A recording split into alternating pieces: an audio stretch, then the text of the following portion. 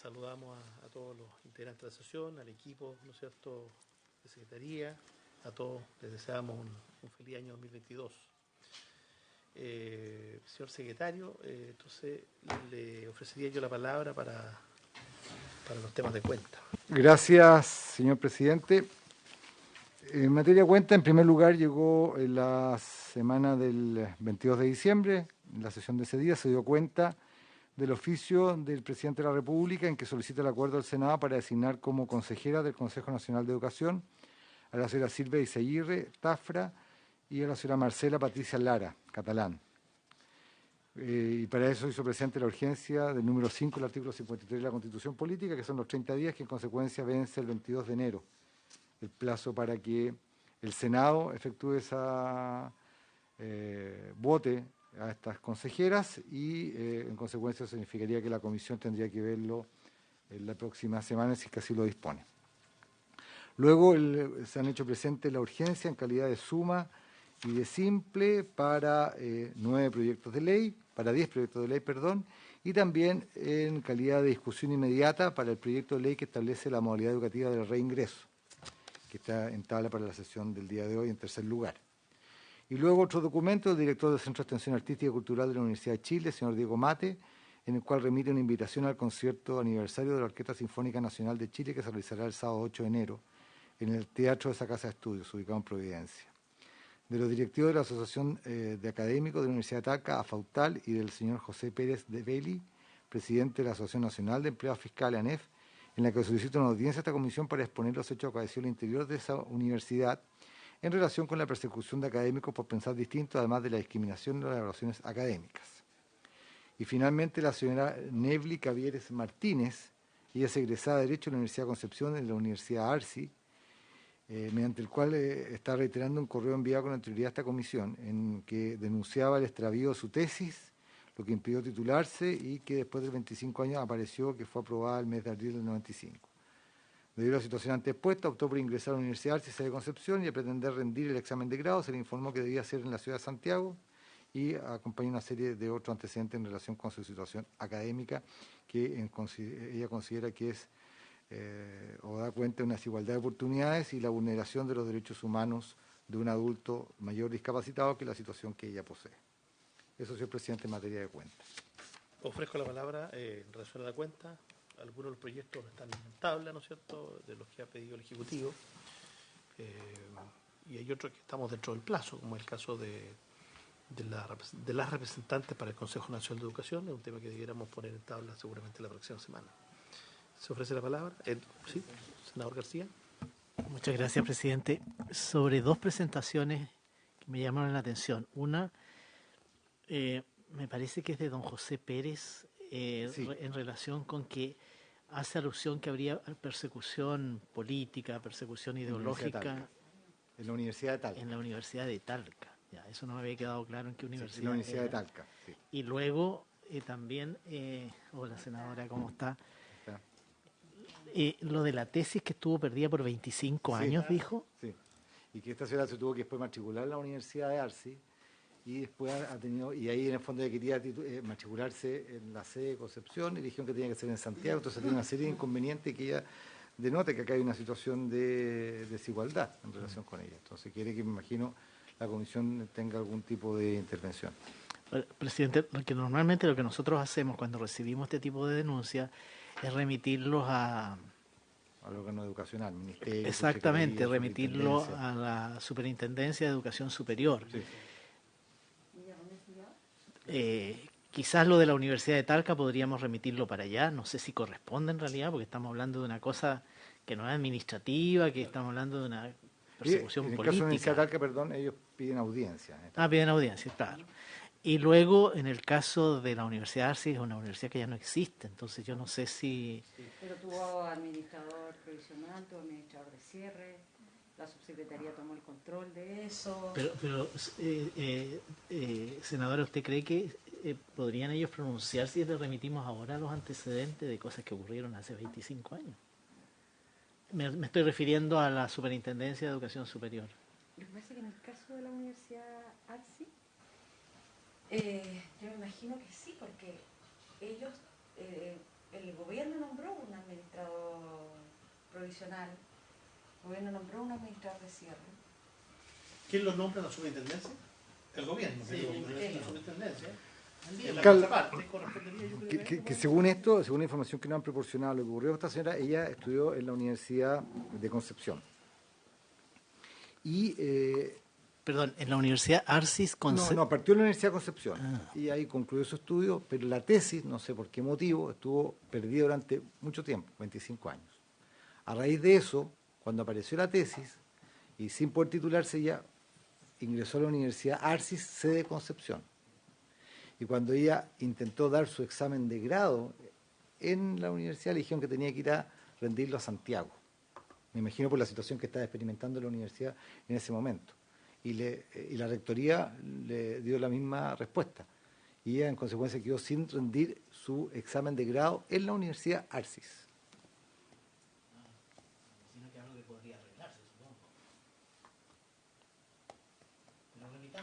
Yo pienso que la superintendencia es el órgano con competencia. En ambos casos, el tema Talca, perdón, es audiencia. En este caso, a la superintendencia. Perfecto. Perfecto. Presidente, en la sesión del día de hoy hay 3 temas en tabla. En primer lugar, continuar con el análisis. No, tenemos en primer lugar escuchar el servicio. Eso es, pues sí, es así. Presidente, perdón, temas varios de la cuenta. Sí. Es que hoy por razones circunstanciales me correspondió estar en la Comisión de Economía en la mañana. Y ahí hubo una solicitud del senador Durana para que un proyecto que está en la Comisión de Educación, y que efectivamente yo verifiqué después de la intervención del senador Durana, está acá desde el año 2018, que pudiera pasar a la Comisión de Economía. Y yo lo que les pedí era que pudieran comunicarse entre ambas secretarías. Finalmente un oficio que nos mandan. Claro, pero yo igual entré a la tramitación y más allá de que aquí se dio lectura al proyecto del año 2018, nunca más tuvo movimiento.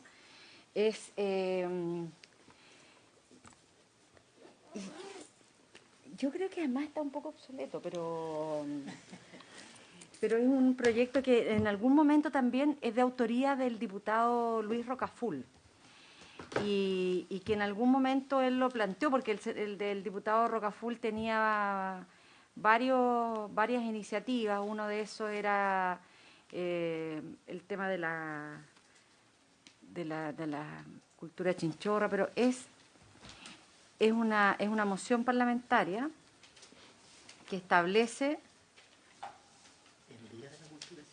Sí, que habíamos aprobado. Entonces, por eso él vino en varias oportunidades en esa. Pero en el proyecto que dice, que hace referencia al senador Durana, es un decreto que busca modificar el cobro y los plazos diferenciados que tienen algunas regiones del país para el ingreso de determinados documentos públicos y privados al Archivero Nacional. ¿Tiene el número de 10? Es el 11.720-24. Sí, generalmente, no sé qué va a resolver la comisión, pero... Lo va a plantear Claro, generalmente es un oficio que nos mandan desde allá pidiendo que recabemos el acuerdo de la comisión para remitir el proyecto a esa comisión, si es que así le pareciera a lo mejor, presidente, una comisión de hombres y mujeres buena, y mirarlo así rápidamente, si es que tiene sentido que lo veamos aquí, que si lo quiere ver economía, que lo vea economía, y preguntarle. Yo me recuerdo que en alguna oportunidad cuando vimos esto, como ya estos eran temas que manejaba la DIVAM ya había sido absorbida por la nueva institucionalidad, se dejó de ver. Pero... ¿Demos una semanita para eso? ¿Sí? ¿Ya? ¿Sí? Yo, si quieres, les presento un informe. Eso, que lo mire la secretaría y La otra semana les presento un informe. Bien. Sí, secretario. Perfecto, como estaba señalando, en materia de tabla, lo primero es continuar con el análisis del oficio de Su Excelencia el Presidente de la República, por el cual recaba el acuerdo de este Senado para nombrar como integrante del Consejo Nacional de Televisión a la señora Bernardita del Solar, al señor Ricardo Navarrete y a la señora Carolina del Oro. Hacer presente a la comisión que en la sesión del día 15 de diciembre pasado asistieron acá los ministros, el secretario general de Gobierno y secretario general de la Presidencia, en la cual se analizó con ellos la propuesta presidencial. En ese momento la propuesta presidencial estaba sujeta a la urgencia constitucional de los 30 días, después de conversaciones que existieron al interior de la corporación con el Ejecutivo. Esa urgencia fue retirada el día 22 de diciembre pasado y en la actualidad estamos sin urgencia, no se renovó, solamente se retiró la urgencia, pero igualmente fue puesto este tema en tabla porque los comités del Senado el día viernes pasado decidieron ponerlo en tabla para el próximo miércoles 12, en sesión especial a partir de las 15 horas. Si es que llegaba el informe de la comisión y que si la comisión lo despachaba. Así es, muchas gracias, secretario. Bueno, damos la bienvenida también a quienes nos acompañan. Yo entiendo que hay alguien del Consejo Nacional de Televisión, no sé si está su presidenta, y por supuesto están los... Sí, Carolina Cueva, le damos la bienvenida, y también a los tres postulantes que ya ha señalado el señor secretario. Efectivamente, estamos hoy día sin urgencia, y la razón por la cual hemos puesto en discusión este tema hoy es porque el Ejecutivo, bueno, estando sin urgencia, digamos, perdón, más que el Ejecutivo, la mesa en la sala, y los comités pusieron un plazo, ¿no es cierto?, del día 12 para verlo, para verlo en sala. Es bien raro ese plazo porque estamos sin urgencia y la mesa tiene como saber que nosotros no habíamos tomado una decisión al respecto. Yo quiero simplemente señalar eso en la forma. Y también en la forma, transparentemente, algo que yo le he señalado a los ministros Belolio y también al ministro Osa, tiene que ver con un tema, en realidad, que no es tan de forma. También, esto está en la ley, en el artículo 2, inciso 7 de la ley, señala, de la Ley de Televisión Digital, que incorpora al Consejo Nacional de Televisión, que sostiene, insisto, literalmente, que los miembros del Consejo se renovarán, durarán en sus cargos por 8 años, pero se renovarán por mitades. Y eso no ha ocurrido en los, ¿cuánto? 11 años de vigencia de la ley, no recuerdo exactamente, no ha ocurrido. Y había consideración que hace pocas semanas caducaron otros 2 nombramientos. Eso fue el planteamiento que le hicimos al Ejecutivo. Hoy día tenemos como nunca antes la oportunidad de cumplir con la ley, que es renovar en mitades.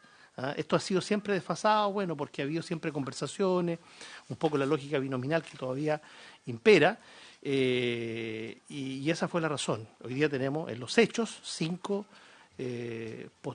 cargos caducados, y por lo tanto la invitación que le hicimos al Ejecutivo, a lo cual no se cerró, entendiendo además que hay un gobierno que le quedan 2 meses y que en 2 meses más asume un nuevo gobierno, a lo cual el gobierno no se cerró al hacer una conversación respecto de los 5 postulantes. No obstante lo anterior, dado que la mesa del Senado nos puso la fecha de la sesión, bueno, nos obliga a tener esta discusión ahora un poco apresurada. Por eso ayer le pedí a la Secretaría que pusiéramos el tema en tabla. Esa es la explicación que yo creo que, por respeto a todos quienes estamos acá, se merecen.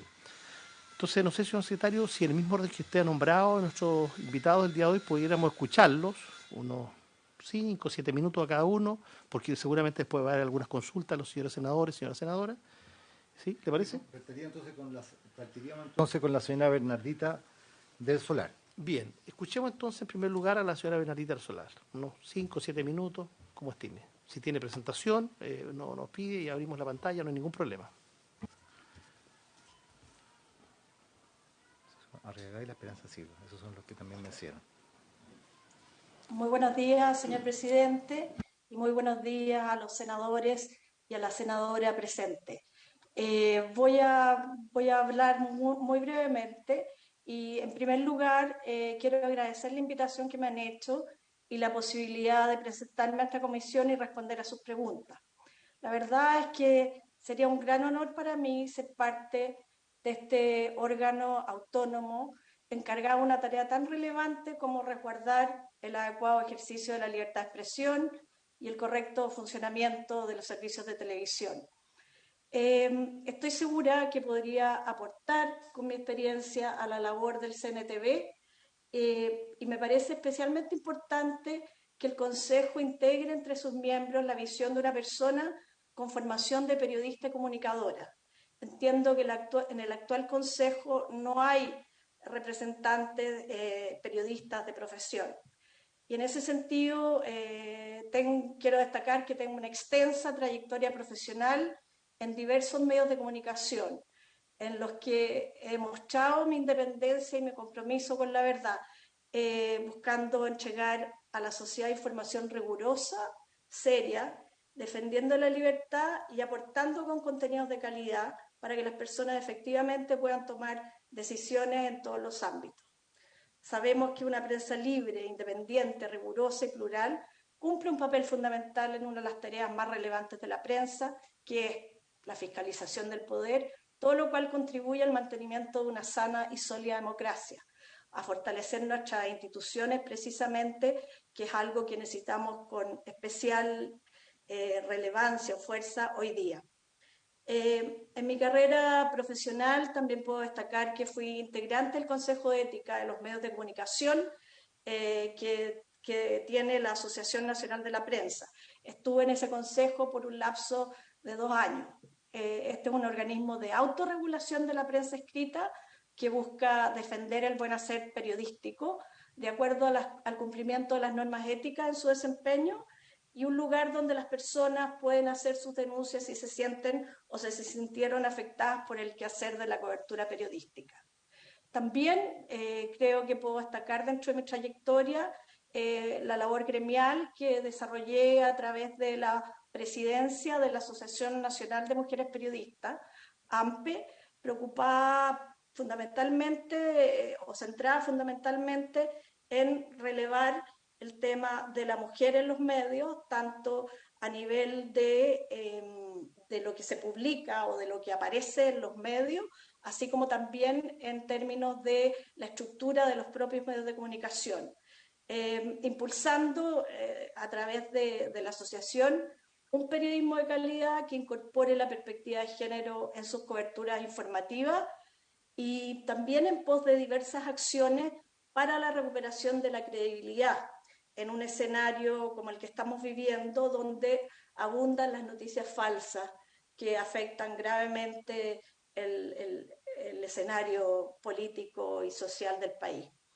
En mi calidad de presidenta, elaboramos un manual de género para los medios de comunicación y luego establecimos una mesa de trabajo para impulsar a los directores y editores de medios a considerar, digamos, el manual y a extender algunas de sus recomendaciones fundamentalmente al interior de las redacciones. Las recomendaciones iban apuntadas al uso de un lenguaje inclusivo, a la incorporación de más mujeres como fuentes informativas y ampliar, entre otras cosas, los temas en que aparecen representadas las mujeres, que vaya más allá de ser representadas como dueñas de casa o víctimas de la violencia, que en definitiva es lo que aparece fundamentalmente en los medios de acuerdo a los estudios que hay sobre el tema.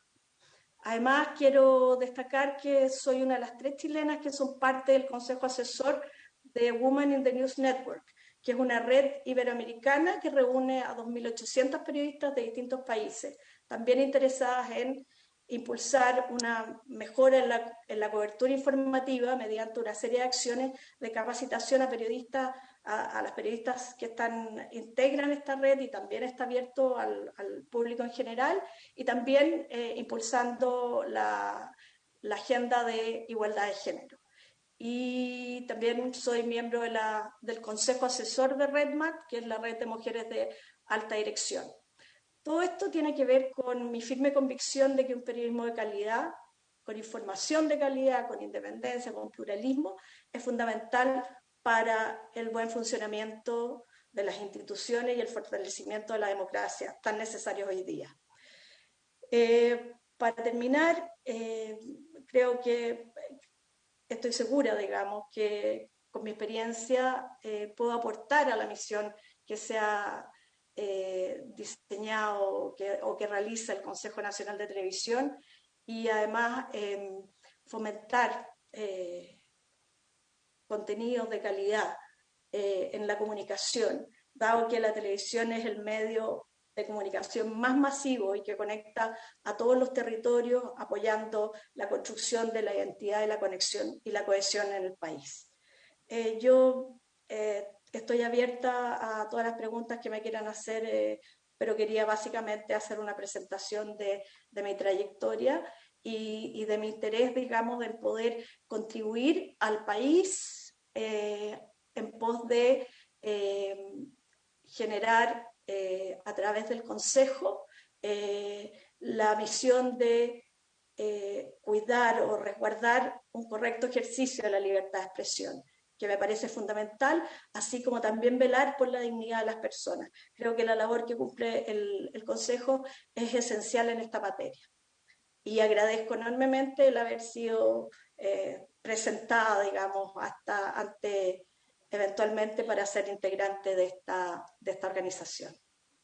Eso sería, señor presidente. Muchas gracias, Bernardita del Solar, por su presentación. Le corresponde ahora sus minutos a don Ricardo Navarrete Betanzo. Tiene la palabra, por favor. Muchas gracias, presidente. Un saludo a la honorable senadora, a los honorables senadores, a los que están conectados, al ministro Belolio, que veo que está conectado también, y a la presidenta del Consejo, y a las propuestas que integran esta propuesta del gobierno en cumplimiento a lo que establece la ley, respetando las bases fundamentales de la modificación que tuvo la ley que dio vida al Consejo Nacional de Televisión en el año 1989 y que se aprobó la modificación en 1992. Me correspondió en esa época, como senador, tratar esa iniciativa, ese proyecto de ley que modificó, como digo, la creación del Consejo Nacional de Televisión del año 89, que tuvo que ver fundamentalmente con la composición, con la organización y otras funciones y atribuciones del Consejo Nacional de Televisión.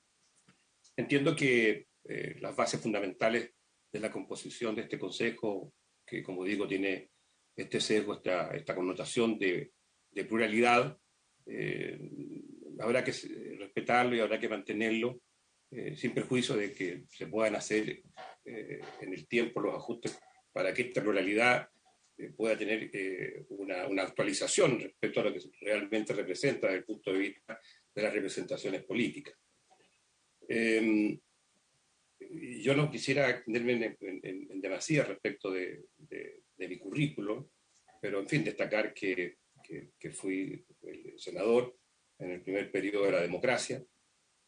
Posteriormente tuve algunas funciones de carácter privado, esencialmente en el área de la energía, y como asesor, consultor en algunos temas que tenían que ver con temas energéticos y también con temas de comunicación. Posteriormente me correspondió ejercer la subsecretaría de la Policía de Investigaciones y terminé mi actividad pública el año 2018 como embajador en Colombia, como embajador de Chile en Colombia. Mi título es de economista, con un diplomado en ciencias empresariales, cursado en la Universidad Complutense de Madrid, reconocido por la Universidad de Chile en su oportunidad. Creo que la existencia, el funcionamiento del Consejo Nacional de Televisión tiene, como lo establecen sus normas constitucionales, la tarea fundamental de supervisar el correcto funcionamiento de la televisión chilena. Pero junto con ello, junto con la supervisión, también tiene las competencias en materia de estudio, en materia de fomento y, por cierto, la otorgación de licencias, materia que en su oportunidad correspondía a la Subsecretaría de Telecomunicaciones, pero que ahora es competencia del Consejo Nacional de Televisión con el apoyo técnico de la Subsecretaría. Cada una de estas funciones que tiene el Consejo tienen una relevancia muy significativa, muy importante. La supervisión para que efectivamente la televisión que se ve en Chile, la televisión abierta que se ve en Chile, pueda tener las bases y los fundamentos que contribuyan a lo que es la realidad sociocultural, sobre todo en el marco de un mundo que avanza cada vez con mayor fuerza en su interconexión, y por supuesto tendrá que ser considerado eso en el funcionamiento del Consejo para los efectos de que esta supervisión cumple efectivamente con esa característica, con esa connotación. Estudios que tienen que ver con la televisión. El último estudio fundamentalmente tiene como base una encuesta acerca del funcionamiento de la televisión chilena. Entiendo que se promulgó el año 2017. La idea que tiene el Consejo, según lo que se manda en sus bases constitucionales, es que esta encuesta se pueda hacer trianualmente, vaya que yo creo que está pendiente la encuesta del año 2020 en este caso. Probablemente las características que han marcado nuestra realidad como país y en el mundo, el producto de la pandemia, ha hecho que esta encuesta aún no se dé a conocer o no se realice. No tengo mayores antecedentes que efectivamente se ha avanzado en ello. Pero también el fomento, y me parece que en el fomento hay que detenerse algunos segundos. Básicamente el fomento tiene una orientación hacia los realizadores de los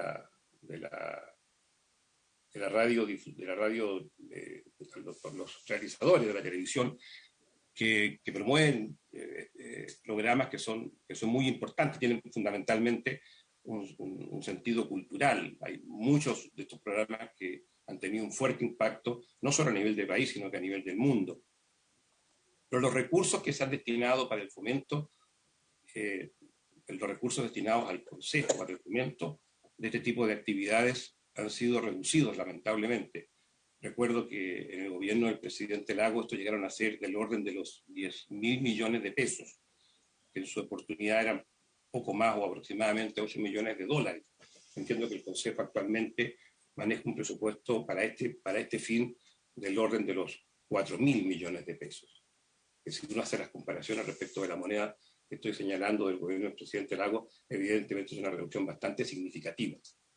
Y luego está, por cierto, como señalaba, la función de la otorgación de las licencias. Esto de las licencias me permitiría hacer una observación en el sentido de que, sin perjuicio del funcionamiento de la ley sobre esta materia, que hace que las licencias, entiendo que sean de 20 a 25 años, sería muy importante que se pudiera hacer una reflexión acerca de los tiempos en que se otorgan estas licencias. Probablemente las condiciones de hoy ameritan que uno empiece a pensar en tiempos quizás no tan prolongados como los que actualmente existen para este fin. Creo que al mismo tiempo de hacer esta reflexión,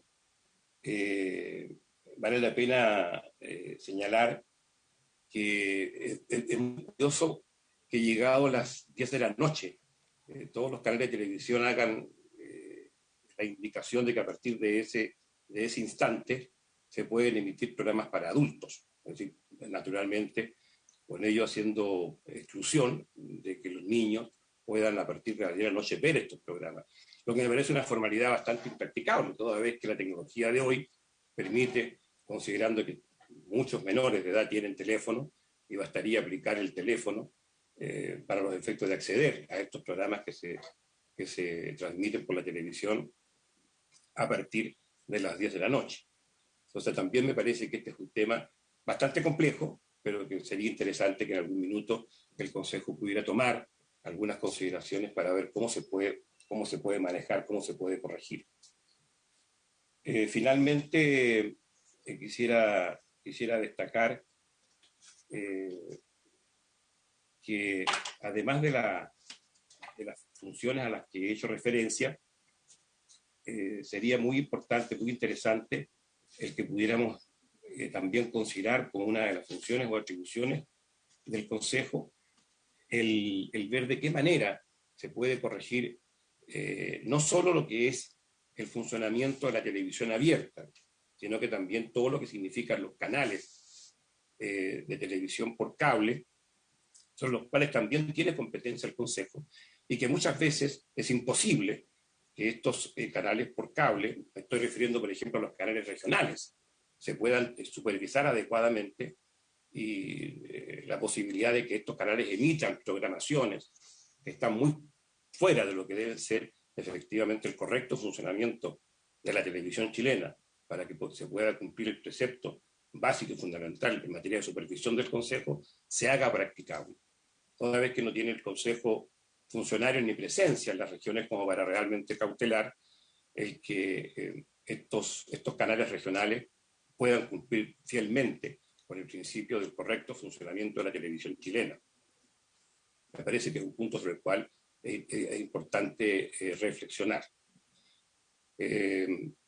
Concluyo agradeciendo a la comisión que preside el honorable senador Quintana, el que haya puesto en tabla la propuesta del gobierno, y espero que el informe se pueda evacuar a la sala para que lo pueda ver la sala la próxima semana. Muchas gracias, presidente. Muchas gracias, don Ricardo. Tiene la palabra a continuación Carolina del Oro.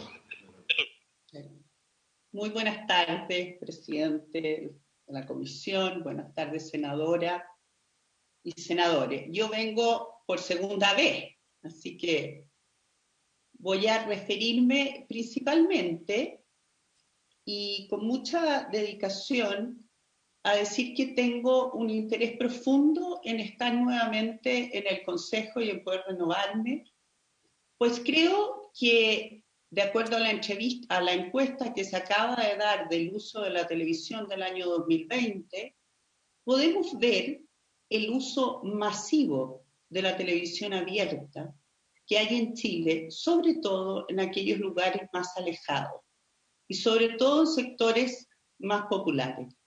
Yo creo que este dato arrojado por esta encuesta nos muestra el compromiso como país para poder realmente preocuparnos de que la televisión es un medio masivo que debe ser supervisado, por supuesto, ex post. Yo creo que el correcto funcionamiento y la libertad de expresión tienen que ser una vocación prioritaria de este país. La dignidad de la persona, la formación de los niños, el evitar el sensacionalismo, y todos son elementos que hacen de una televisión pautas culturales que nos ayuden a vivir mejor en democracia. Pero yo en este tiempo quisiera levantar dos puntos. Uno es el tema de los niños. Yo soy educadora, me he dedicado el tiempo entero a educar toda mi historia. Hoy día me dedico también a la tercera edad. Y creo que si hay un tema que nos tiene preocupados, es el tema de los niños. El tema de los niños ha disminuido en Chile, el mercado televisivo para los niños es muy escaso, y en ese sentido el CNTV ha producido series excepcionales que no solo se están ocupando en televisión, sino que además en colegios como forma educativa. El CNTV ocupó un espacio del cual yo me interesé mucho en ocuparlo en la época de la pandemia, unido al Ministerio de Educación para poder ayudar en la educación de los jóvenes. Desde esta perspectiva, yo quisiera decir que este es uno de los puntos que a mí más me interesa, poder seguir trabajando y poder seguir promocionando. Por otro lado, el tema de los fondos para poder tener y dar posibilidad a tener a una calidad audiovisual en Chile.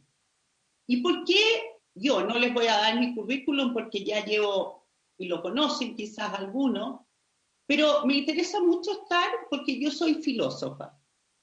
En este consejo la mayoría son abogados, ahora entra una periodista que me parece muy bien y un economista. Creo que hay que darle diversidad.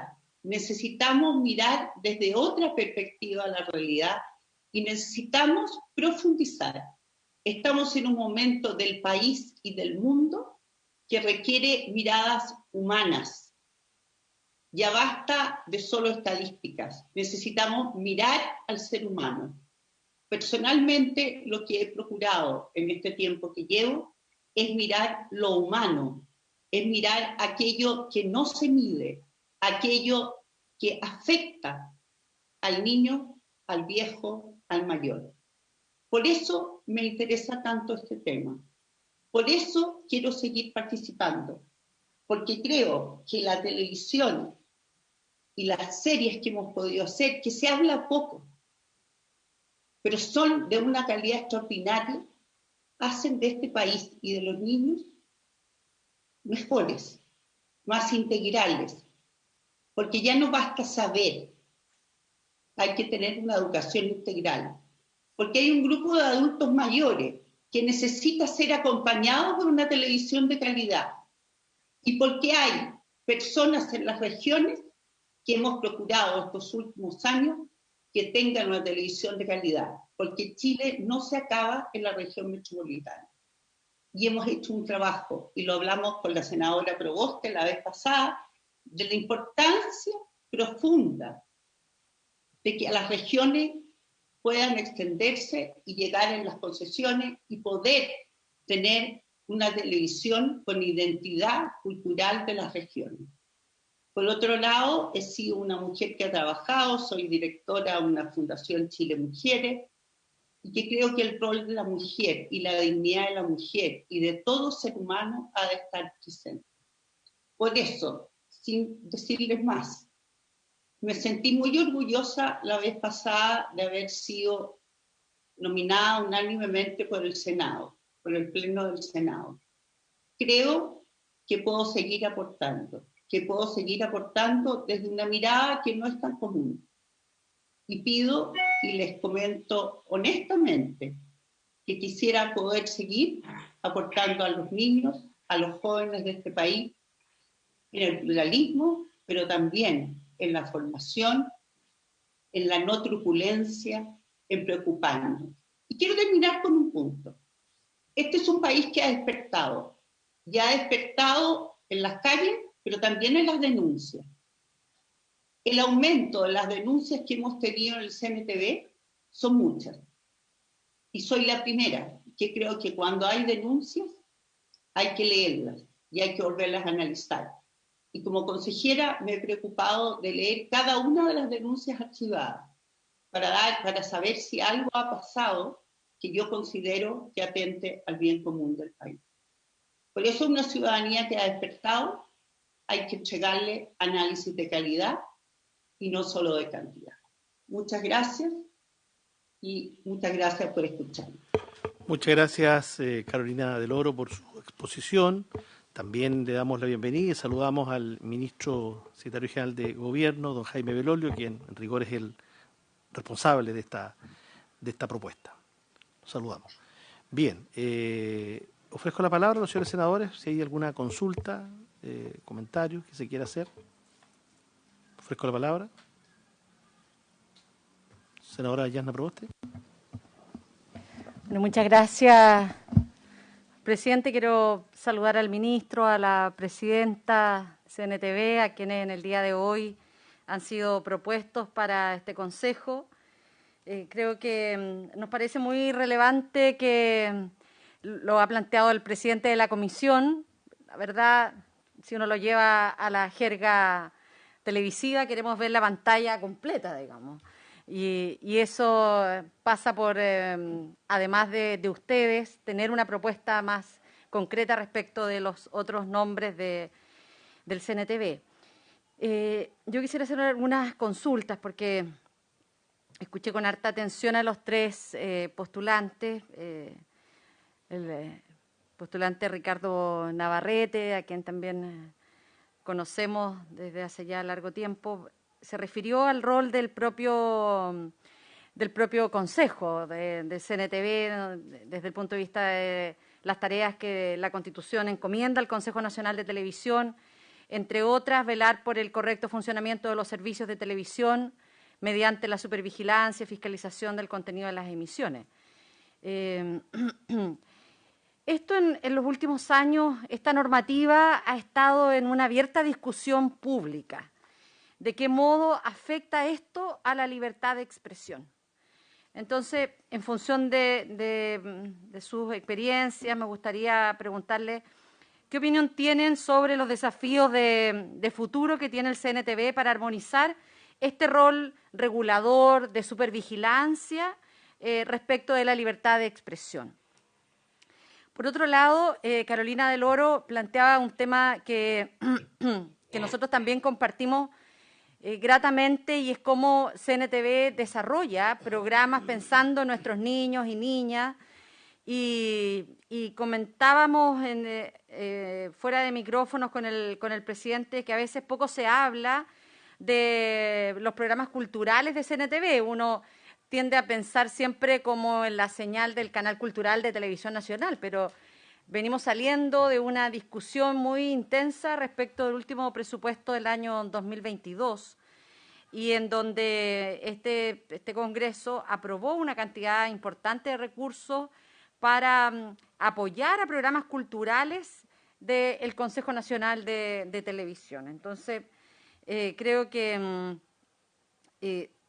en esa oportunidad hubo una opinión bien mayoritaria del Senado de que el organismo no solo tiene que centrarse en velar porque exista contenido de calidad en las pantallas, sino que aportar en el fortalecimiento de un sistema más democrático, de evitar la discrecionalidad, como también fomentar la creación de contenidos en las plataformas regionales.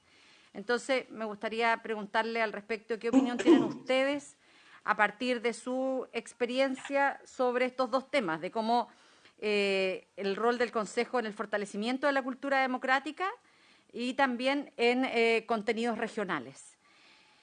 Y me gustaría preguntar, porque me pareció muy interesante la participación de Bernardita del Solar en organismos internacionales vinculadas al tema de mujer, pero no puedo evitar pensar, por ejemplo, en la portada de un diario de circulación nacional, quien el 25 de noviembre del año pasado, justo el día en que se conmemora por la Convención de Belém do Pará la eliminación de todo tipo de violencia en contra de las mujeres, y este diario colocaba de portada a quien había agredido a una mujer, que se había bajado, le había quebrado el parabrisas y lo intentaba colocar de víctima. Entonces, ¿cuál debiera ser, a juicio de ustedes, un rol mucho más activo también desde el punto de vista del CNTV, de pensar en aquellas plataformas digitales, de ir profundizando también esta tarea, recordando que CNTV también en los últimos años ha ido desarrollando un rol de promoción de la industria audiovisual para ir generando contenidos que puedan difundirse en las distintas plataformas tecnológicas, como desde esa perspectiva colaboramos en un dolor permanente que tenemos en nuestra sociedad y que tiene que ver con la violencia hacia las mujeres. Eso, presidente. Muchas gracias, senadora. ¿Se ofrece la palabra? Bueno, yo perdón, no, vamos a terminar la ronda aquí de consulta. Parece que no hay más preguntas. Yo voy a hacer también algunas breves. Lo primero, también algo lo señalaba la senadora Yana Proboste recién. Nosotros hemos discutido mucho acá, con TVN especialmente, en las distintas sesiones que hemos tenido, donde se ha aprobado, en fin, algo de su orgánica, el tema del canal cultural. Ya, eso no ha pasado mucho. Pero otra cosa, claro, la fiscalización también le corresponde ahí claramente al Consejo Nacional de Televisión. Pero la pregunta es, ¿qué pasa con las frecuencias, con las dos frecuencias? Esto entiendo que está en el artículo, voy a revisar aquí, creo que está en el artículo 30 de la Ley de Televisión Digital, que es lo concerniente a espectro. Hay dos frecuencias que tiene que echarle a andar el propio Consejo Nacional de Televisión. Entonces, más bien la pregunta ahí podría ser para la señora Carolina del Oro. Yo entiendo que la presidenta Parot en un momento creo que estableció una comisión, intentó hacer algo, pero eso, insisto, estas dos frecuencias tiene que asignarlas el Consejo directamente. Yo imagino ahí cultura con sentido regional, podría ser una tremenda oportunidad hoy día. Otras preguntas sí más generales, porque no lo vi en las exposiciones de ninguno de los tres. El rol de la televisión en un mundo de noticias falsas. ¿Debe significara algo en la conformación del Consejo este tema, no lo escuché. La naciente democratización de la información vía plataforma debe decir algo en relación a la conformación del Consejo. Tercero, el debate urgente sobre los derechos humanos, la libertad de expresión, debe decir algo sobre esta nueva conformación del Consejo. Yo por eso he insistido mucho que hoy día, considerando que tenemos por primera vez 5 cargos vencidos, es la oportunidad para hacer esta reflexión más de fondo respecto de la importancia que tiene este Consejo, sobre todo hoy día con los cambios culturales, tecnológicos, las nuevas tendencias, la nueva manera de informarse, donde se descargan no solo aplicaciones, se descargan emociones, donde la gente, los jóvenes y no tan jóvenes, también tratan de buscar otras alternativas que no son necesariamente la televisión. Una cosa es que la gente se conecte, especialmente en pandemia, y ve y consuma mucha televisión, pero eso no significa que se esté formando una idea de país, todo lo contrario. Yo quiero poner un ejemplo súper contingente. En este minuto, la Convención Constitucional está en un proceso, si uno le pregunta al 90% del chileno o más, todos van a decir que ahí está habiendo un espectáculo. La pregunta es, ¿esa es responsabilidad solo del mundo político? ¿O hay alguna responsabilidad de los canales de televisión? La Universidad de Chile en esto, ustedes saben bien, especialmente el ministro, como está la renovación de los canales, dijo, no, pues a mí me reservan, y eso firmó hace poco los contratos de todas sus estaciones, y me reservan un canal, una segunda señal, solo para la transmisión de la Convención Constitucional. Pero los temas de contenido, o sea, en todos los canales de televisión abiertos, yo creo, mínimo 2 semanas para el caso Rojas Vade. Hoy día el espectáculo de lo que todo el mundo habla, que no se ponen de acuerdo, pero ¿cuánto tiempo le hemos dado a los contenidos? ¿Cuánto esfuerzo ha hecho los canales principales, abiertos, grandes de este país, para aclarar las noticias falsas? ¿Cuál ha sido la política del Consejo Nacional de Televisión para revertir la situación de noticias falsas, por ejemplo? Es un tema central en cualquier consejo de televisión en el mundo hoy en día, por la influencia que tiene la televisión, más allá de quienes digan apaga la tele y tantas canciones que han surgido al respecto. Yo quería simplemente dejar esa pregunta. Sé que probablemente algunas de ellas son para el debate más largo, tenemos bastante pocos minutos, pero son algunos temas que yo no vi en la presentación original. No sé si en breves minutos, 2 minutos cada uno de nuestros invitados pudiera abordar por lo menos algunos de estos temas. Senador Carlos Montes tiene la palabra. Gracias, presidente. Muy breve. No, lo que me pasa a mí es que tengo una visión contradictoria del Consejo y que, o sea, uno ve que en la producción, a través de los concursos, los fondos concursables y los distintos proyectos, hay cosas de una potencia inmensa, muy valiosa y poco conocido en general. Uno tiene oportunidad a veces de conocerlo por los lados, pero no están influyendo suficientemente en lo que es la televisión. Por otro lado, uno tiene información también de algunos casos que le llegan, de cuestionamiento a programas, a cosas que han ocurrido. Pero yo veo veo poca presencia y poco rol del Consejo en el debate nacional sobre la televisión. O sea, en Chile no tenemos un debate abierto sobre la televisión, sobre sus límites. Son personas que de repente opinan una columna en otro lado, pero no hay un debate sistemático. Y creo que influyó más en ciertos cambios en la dirección de los canales la situación económica, la crisis económica, que no fue ligada a un debate más por dónde debe caminar la televisión en un país. En este mundo, en este momento que está viviendo Chile, en un momento que estamos ni más ni menos con una convención, discutiendo de una manera inédita una nueva convención, o sea, como que se ve un desfase lo que pasa en el país con lo que pasa en la televisión. No le echo la culpa al Consejo, lo único que digo es que uno quisiera un Consejo que realmente fuera un factor del debate nacional. Y se necesita un debate de otras características en materia de televisión. Y bueno, a lo mejor ese debate se da al interior del Consejo, se da en otras instancias que uno no conoce. Yo al menos no lo he conocido y no sé si alguno de los otros senadores ha tenido acceso a eso, pero creo que en esto hay un gran déficit. Es lo que quería yo señalar, presidente, en la misma línea de lo que usted señala, porque tú lo señalas respecto a las consecuencias que tiene, el tipo de curso que tiene, pero yo además digo, ¿cuál es el debate que hay? ¿Cuál es el debate que hay sobre esta materia? Y es bastante limitado. Gracias. Muchas gracias, don Carlos. ¿Se ofrece la palabra? Bueno, no Yo, hay palabra Carolina. Sí, vamos a ofrecer un par de minutos a cada uno de los postulantes. Carolina, en ese orden, ya, bien. 2 minutos. Yo quisiera recoger varios de los temas que han planteado, muy cortito, no puedo analizarlo en profundidad. Primero, estoy profundamente de acuerdo que el tema de la mujer debe ser analizado en profundidad hemos trabajado, le pusimos el año pasado y el año antepasado al concurso de los fondos, por ejemplo, un sesgo en el tema de mujeres, para poder, y le pusimos este tema para tratar de que pudieran llegar, ojalá, distintas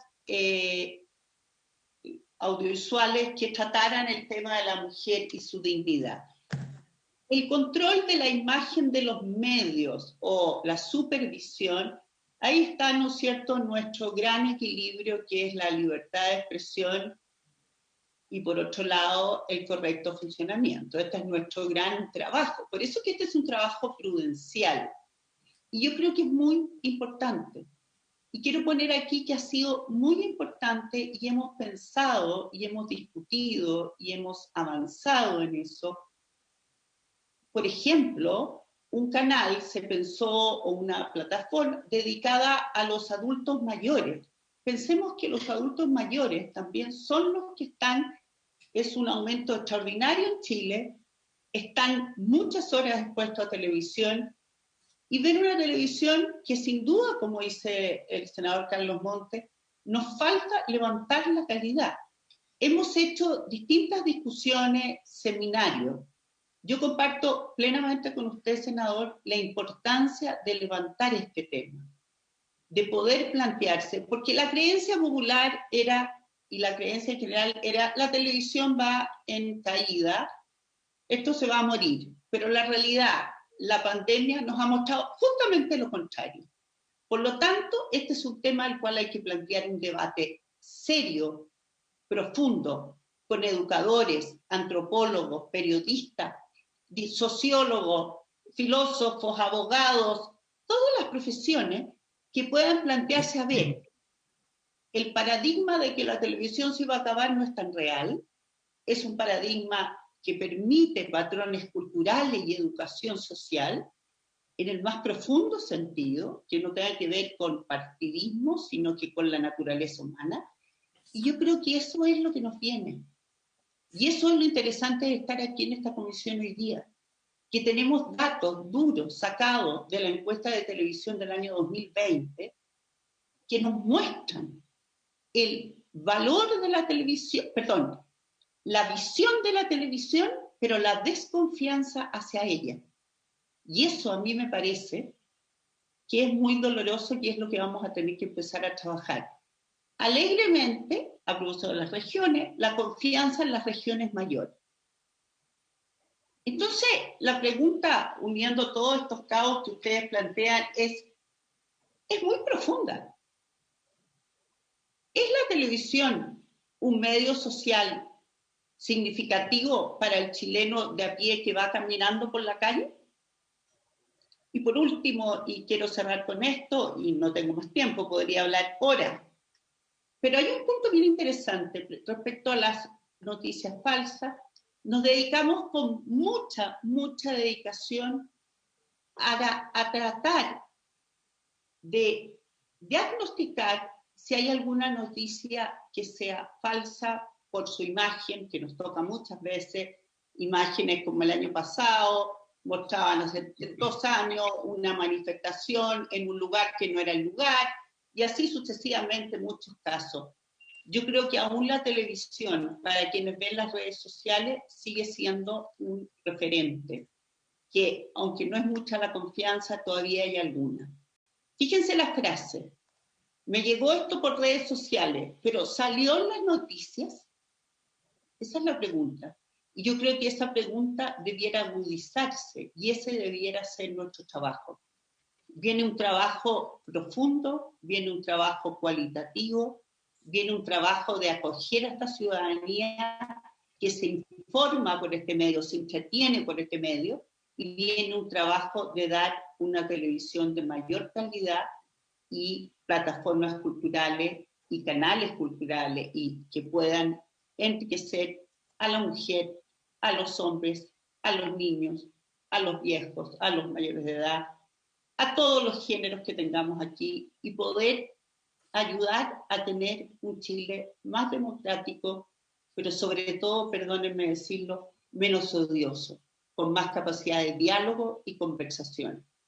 La gran herida que tiene Chile es que no podemos llegar a acuerdos. Nos cuesta llegar a acuerdos. La televisión es un medio de enseñar a llegar a acuerdos extraordinario. Creo que eso debiera ser el debate de discusión y un debate social fundamental para el futuro. Muchas gracias. Muchas gracias, Carolina. Le ofrezco la palabra a don Ricardo y luego a Bernardita. Ojalá muy breve porque tenemos a un grupo de académicos esperándonos por otro tema que está pendiente. Gracias, presidente. Yo creo que los temas que han sido tratados por los honorables senadores y senadoras están en la complejidad de cómo se logra cumplir con esta disposición de que el Consejo Nacional de Televisión tiene que velar por el correcto funcionamiento de la televisión chilena con la libertad de expresión y con lo que son las competencias propias de los canales de televisión.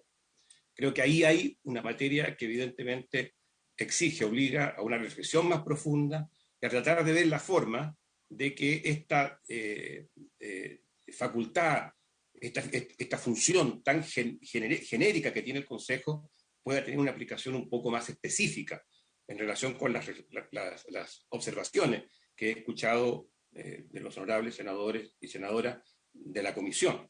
En general, yo diría, esa es una reflexión que me permite tocar los puntos que he escuchado. Por cierto, que estoy completamente de acuerdo en el sentido de que la televisión debiera ser un medio para contribuir al fortalecimiento de la democracia. Esto que es un principio o es un precepto que ha estado presente prácticamente en todas las candidaturas presidenciales que hubo con motivo de las recientes elecciones en Chile. Bueno, ¿de qué manera efectivamente se puede utilizar un medio tan potente como la televisión chilena para mejorar el funcionamiento de nuestra democracia, para fortalecer la democracia? Creo que esa es una materia que evidentemente obliga a que el Consejo y los legisladores, ¿no?, puedan tomar de mejor modo y establecer con más especificidad cómo se puede aterrizar, cómo se puede poner en práctica esto de que el Consejo tiene que velar por el correcto funcionamiento de la televisión chilena. Fíjense ustedes que hoy día en el Mercurio aparece, permítame esta observación, una consideración de un ciudadano de La Serena que dice que se colocaron, hace la pregunta, de acuerdo, los canales de televisión abierta para no tocar la canción nacional la noche de Año Nuevo. ¿El Consejo tiene algo que decir sobre esa materia? ¿O es que no puede decir nada en relación con lo que son los programas específicos de la televisión chilena? Yo creo que estos son los temas que evidentemente exigen y obligan a lo que se ha dicho aquí, a una reflexión más amplia, ¿no?, acerca del rol que debe tener la televisión y cómo el Consejo Nacional puede contribuir a mejorar el correcto funcionamiento y que ese rol efectivamente esté de acuerdo con lo que es la realidad sociocultural, sociopolítica que está viviendo el país, sobre todo en un proceso tan interesante, tan trascendente como el que está llevando adelante la Convención Constitucional, que nos va a dar un nuevo texto que va a regir el funcionamiento del país, la madre de todas las leyes, una vez que este texto lo conozcamos y pueda ser promulgado el próximo año. Sin duda, la televisión es un vehículo muy potente y que me parece interesante que el Consejo pueda ver la manera de contribuir mucho más de lo que ha hecho acerca de que pueda cumplir con esa función tan interesante para que la televisión sea el vehículo potente que esté al servicio de la democracia y que pueda contribuir, por cierto, a acercar diferencias, a ser un motor, un promotor de los entendimientos para que los chilenos podamos dialogar de mejor manera y de esa forma podamos llegar a los entendimientos y los acuerdos que ciertamente nos van a hacer ser un mejor país. Creo que la televisión, aun cuando esto pueda parecer una reflexión de carácter político, me parece que la televisión y el Consejo, por cierto, debe cumplir un papel mucho más activo en estos propósitos. Muchas gracias, don Ricardo. Finalmente le ofrecemos la palabra a doña Bernardita. Bueno, yo voy a tratar de ser muy breve porque de verdad son muchos los temas que se abordan o que abordaron los senadores en sus preguntas. Yo creo que nosotros el principal desafío que tenemos es un desafío mucho más general, porque la tecnología y las nuevas plataformas nos han puesto en cuestión muchas cosas, digamos, que tiene que ver con lo que son por un lado las noticias falsas y por otro lado la difusión de información correcta. Creo que ahí hay mucho trabajo por hacer de parte del Consejo, porque en definitiva velar por un lado por la libertad y por otro lado el correcto funcionamiento exige, digamos, como decía Carolina del Oro, una mirada muy prudencial, porque en definitiva creo que todo lo que lo que hace el Consejo es ex post de que en definitiva se produzca algún hecho noticioso que sea denunciado ante el Consejo. Creo que ahí hay el tema de la censura, obviamente como periodista me parece que no puede ser ex ante, digamos, precisamente para resguardar la libertad de expresión. En términos de lo que se planteaba respecto al debate sobre los medios, sí, yo creo que en este país lo que planteaba el senador Carlos Monte, el debate sobre el rol de los medios es muy limitado. Además que hay una cosa que se dice poco, es que los medios son muy poco autocríticos. O sea, son muy buenos para criticar al resto, pero son malos para mirarse a sí mismos. Y en ese sentido, lo que decía la senadora Proboste con esa portada que recordaba de las últimas noticias, me parece que es muy relevante. Pero yo creo que, bueno, como todas estas cosas son cambios culturales, y el cambio cultural es mucho más difícil de lograr.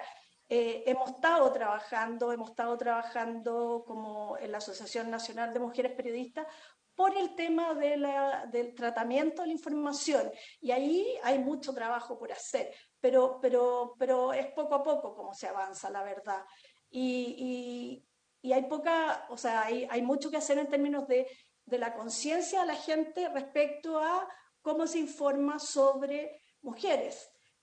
Sobre mujeres se informa básicamente son hechos violentos y sobre las mujeres como dueñas de casa. O sea, yo creo que es súper relevante enfatizar en roles distintos y que juega la mujer en la sociedad actual, y darnos cuenta que en definitiva los medios tienen que reflejar la realidad, y la realidad es que la mitad somos hombres y mujeres.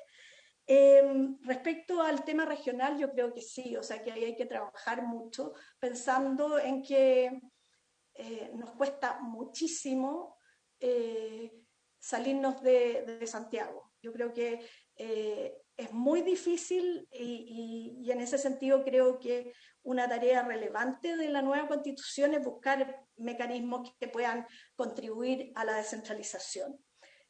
Y yo quiero reiterar algo que decía Carolina. En realidad, según la encuesta que sacó recientemente el Consejo Nacional de Televisión, es el 71% de las personas se informan por la televisión, a pesar de todos los pesares y a pesar de todas las otras fuentes.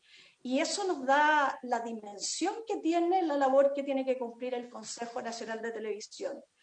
Y al mismo tiempo, creo que es relevante destacar algo en favor de los medios, y que tiene que ver con la creciente tendencia de los medios hacia el fact-checking.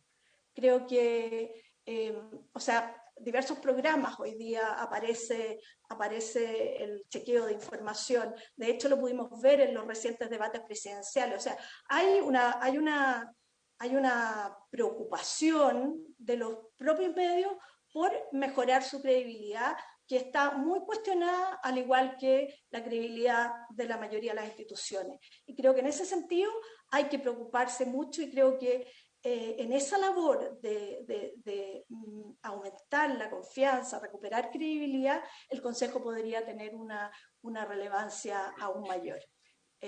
No podría seguir, pero me voy a quedar hasta ahí. Muchas gracias, Bernardita, por sus referencias, y bueno, también agradecer a todos los invitados.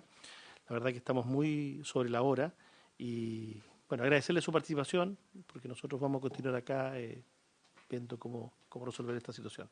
Le agradecemos y aprovechamos de despedir a todos los invitados de esta primera parte. Muy buenas tardes. Muy buenas tardes. Muchas gracias. Le mandé un pequeño mensajito ahí, presidente, para que después conversemos sobre la propuesta y varias de las cosas que han dicho los señores y señoras y señora senadora. Gracias. Muchas gracias. Gracias, ministro. Buenas tardes. Hasta luego, muchas gracias. Hasta luego. La última persona que habló era Bernardo.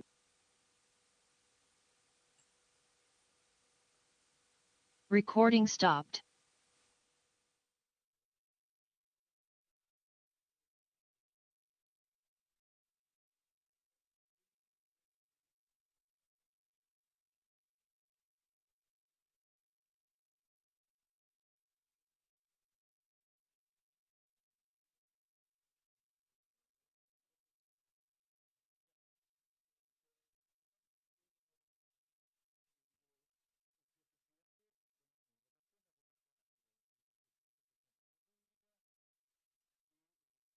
Requiere el acuerdo del Senado para nombrar como integrante al señor Ricardo Navarrete y a la señora Carolina del Oro. Recordar que, como ha sido la tradición en esta Comisión de Educación, que ha visto varios nombramientos de integrantes del Consejo Nacional de Televisión y también del Directorio de Televisión Nacional, lo que habitualmente hace esta comisión es verificar si los candidatos propuestos cumplen con los requisitos que establece la ley que crea el Consejo Nacional de Televisión para su designación. En ese sentido, será la votación. Senador Alvarado. A favor. Creo que los tres personas que han sido propuestas para estos cargos cumplen los requisitos para estos desafíos. Perfecto. A favor. Senador Montes. Mira, lo que me pasa a mí es que yo no tengo objeciones a ellos en particular y creo que son personas talentosas, pero uno dice, ¿qué se necesita ahora en un Consejo Nacional de Televisión? Se necesita un centro que ayude en la disputa, en el debate cultural, en las proyecciones. Y a mí, no sé por qué no tenemos a alguien joven de partida, o sea, más joven. ¿Por qué no tenemos una variedad distinta para vincularnos, unirnos más a corrientes más profundas de la sociedad? Yo por eso a mí no me gusta. Vota que no. Que no cumplen con los requisitos. Perfecto. Senador García. Yo creo que las tres personas propuestas cumplen cabalmente los requisitos. Creo además que tienen currículum muy sobresaliente y por lo tanto voto a favor de la propuesta. Senadora Proboste.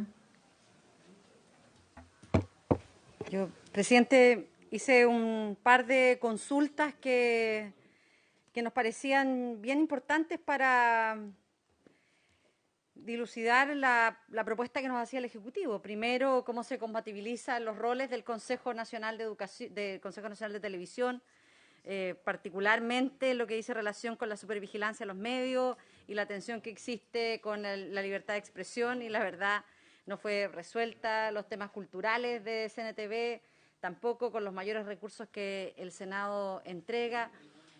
Como lo dijo el senador Montes, no tengo ninguna dificultad personal con quienes fueron nominados en esta oportunidad, pero me quedo con su propuesta inicial. Es decir, aquí tenemos la posibilidad de ver, al menos la posibilidad de mirar la mitad de la renovación de este Consejo y que efectivamente cumpla con los propósitos que la ley establece, es decir, donde esta diversidad esté presente, no solo desde el punto de vista etario, sino también desde su composición regional, de pueblos originarios, y por lo tanto creo que prefiero tener la mirada más completa que parcial y voto en contra a la espera que el Gobierno presente una propuesta más integral. Presidente. Sí, a mí me ocurre lo mismo que ha planteado el senador Carlos Montes, la senadora Yanna Proboste. Yo creo que aquí nos podemos perder una oportunidad de hacer algo distinto en el Consejo Nacional de Televisión. Creo que pocas veces, creo que nunca hemos tenido esto que se dé la mitad exactamente del Consejo que esté vencido. Yo creo que el gobierno no ha querido mirar eso. El senador Montes planteaba el tema de jóvenes, ¿verdad? Llama mucho la atención eso, que hay muy pocos jóvenes. Y sucede que hace 3 semanas atrás, lo conversábamos acá, un poco antes, tal vez, un mes, para la segunda vuelta, este mismo consejo, bueno, el consejo que está actualmente vigente, se estaba pronunciando y de hecho aprobó un video, alguna explicación del ministro, dio el ministro que era para un tema puntual, pero lo cierto es que ahí no había ni un mensaje a los jóvenes. Eso es real, eso lo vimos todos los chilenos, chilenas. Entonces yo siento que hay una oportunidad hoy día para hacer algo distinto en el Consejo. No tiene, reitero, no tiene nada que ver con los tres postulantes. Creo que cualquiera de ellos perfectamente podría ser propuesto para otro organismo, incluso Televisión Nacional, Consejo Nacional de Educación. Creo que tienen méritos profesionales de sobra. Pero en este tema en particular, yo finalmente la objeción que hago es a la propuesta del Ejecutivo. Quiero decir algo más. Si nos fijamos en los 10 que están hoy día, creo que la única persona que va a cumplir 8 años, puede ser don Genaro también, don Genaro Regada, cumplió 8 años, y la otra persona es Esperanza Silva. ¿Por qué? Porque como nunca hemos tenido esta oportunidad de ordenar lo que la ley, el artículo 2, inciso 7, dice que que durarán 8 años y se renovarán por mitades. Hoy día es el único momento que tenemos la oportunidad de hacerlo. Lo que siempre hemos hecho, aprobado términos de periodo. ¿Quién completa el periodo? Y yo siento que ahí no se adquiere tampoco la experiencia suficiente. Esto es muy parecido al Senado. Cuando tú dices renuevas por mitades porque quieres tomarle en algún momento la percepción a la ciudadanía. Bueno, en este caso es a la tecnología, a un mundo tecnológicamente tan dinámico como es la televisión. Entonces, por esa razón, por la propuesta del Ejecutivo, por la manera como se hizo, también una observación a la mesa. Creo que yo no he visto esto de que nos pongan una fecha en donde nosotros tenemos que pronunciarnos sin que esté el plazo vencido y la Comisión no se haya pronunciado. Por eso yo rechazo la propuesta del Ejecutivo, no así las personas. Correcto. Entonces, por 3 votos contra 2, la Comisión determina que los candidatos propuestos, y es lo que generalmente hace esta Comisión, no cumplen con los requisitos que establece el ordenamiento jurídico para su... Eso ha pasado otras veces, igual cuando el senador Alamán rechazó el nombre personalizarlo en ellos, de Jorge Entre Richard, como presidente también está en una comisión, como presidente del Consejo, presidente del Colegio de Periodistas. No era contra la persona, sino yo creo que hay que ser cuidadoso de la manera como lo... Sí, hay que redactar lo que recoge el espíritu de lo que los senadores y senadoras han planteado acá. No, sí lo entiendo, voy a hacer una redacción. Una redacción, sí. Lo que pasa es que los requisitos que establece son de bastante generalidad y se puede enmarcar. Del tipo de necesidades de un consejo para estos tiempos. Porque si no cumple los requisitos para ellos, es muy duro. Porque recumple el requisito. Perfecto. Vigilito va a llegar Alvarado arrastrando las patitas aquí como candidato al consejo. No hay ningún mapuche en el consejo. Yo me imagino que me dirán que cumplo todos los requisitos. Todos y más. Y más. Bien. Está sobrecalificado. Deberían llegar antes. ¿Cuánto les pagan? No, Está en ley. Es por sesión que tiene. Después, claro, por sesión. Es poco. ¿Esta es la ley? Un poquito más que TVN son como 800.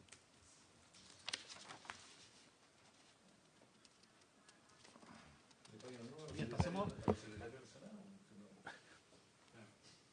No entremos en ese tema, no entremos en ese tema, Carlos. Si no, el informe puede que no quede tan perfecto como habitualmente ocurre. Siempre ocurre. Bueno, pasemos a escuchar a los profesores. Perfecto. Don 6 UTM por sesión, con un máximo de 24 Son alrededor de 250.000 pesos por sesión. ¿De 24 sesiones por mes? Un millón. 6 UTM por sesión, máximo 24 por mes. Es el límite, no sé la práctica. ¿Serían 2,5 millones? No. Sí, pues si la UTM son como 40 y tantos. Son 300 lucas. Claro, si tienen 10 sesiones son 3 millones de pesos. ¿Y cuánto tope de sesiones? 24. 24 por mes, el total. En la práctica no se ¿Qué pasa todos los días? No, sesionan habitualmente una vez a la semana.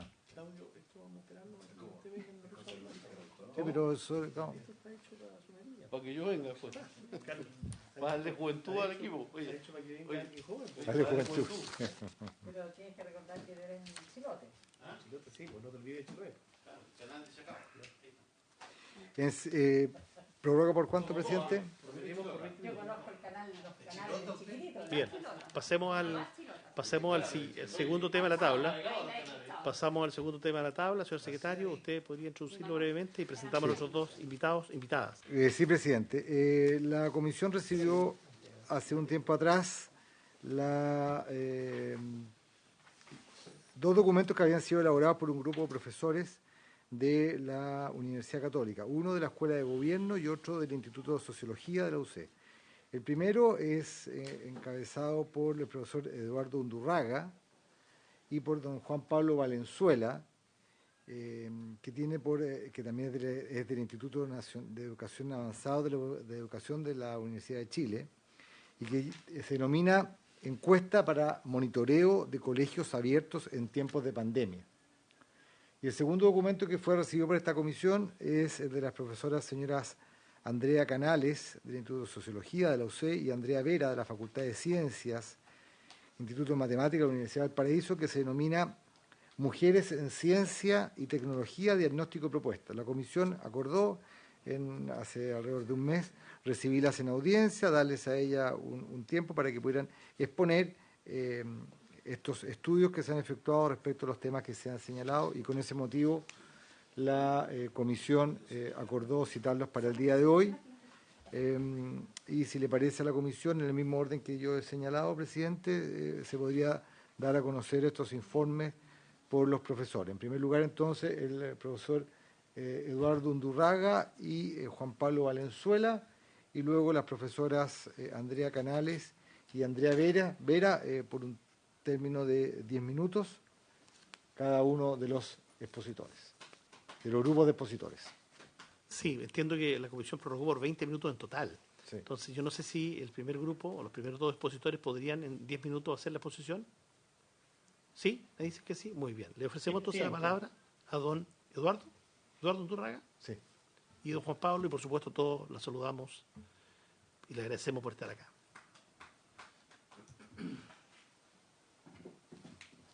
Presidente, no sé si están viendo la imagen de sí. Compartiendo pantalla.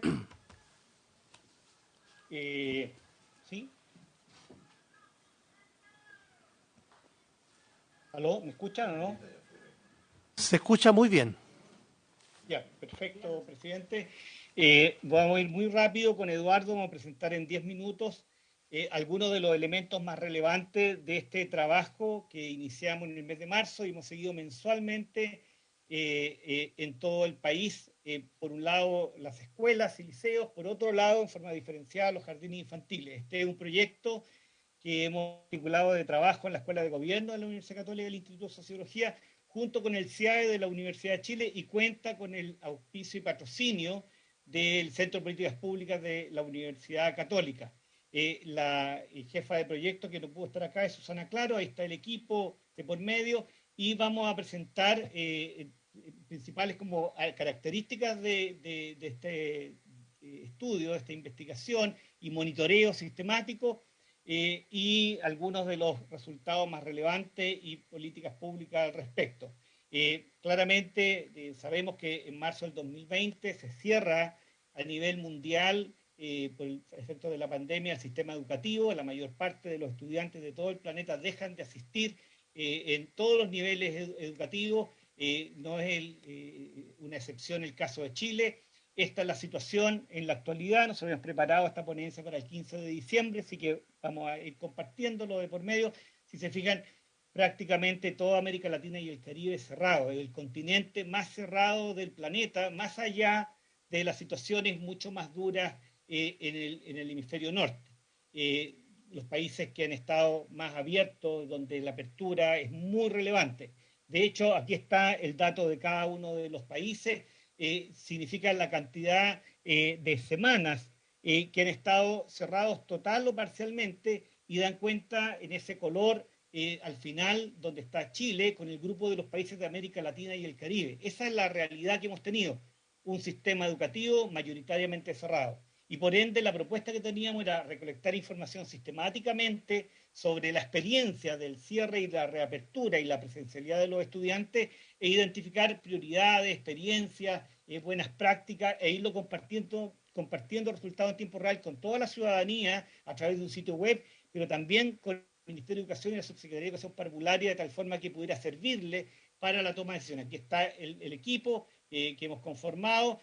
Lo que tenemos es que le enviamos una vez al mes a todas las directoras y directores de los colegios, está el total de los colegios, y también a la directora de jardines infantiles, con la excepción de los partidos pagados, que no hay una lista específica de ese grupo, y vamos teniendo sistemáticamente un conjunto común de preguntas, vamos cambiando algunas preguntas de por medio, el Ministerio enviaba desde su sitio de enlace esta encuesta y nosotros la procesábamos contra el tiempo de tal forma de tener los resultados a la semana siguiente y disponibilizar un reporte.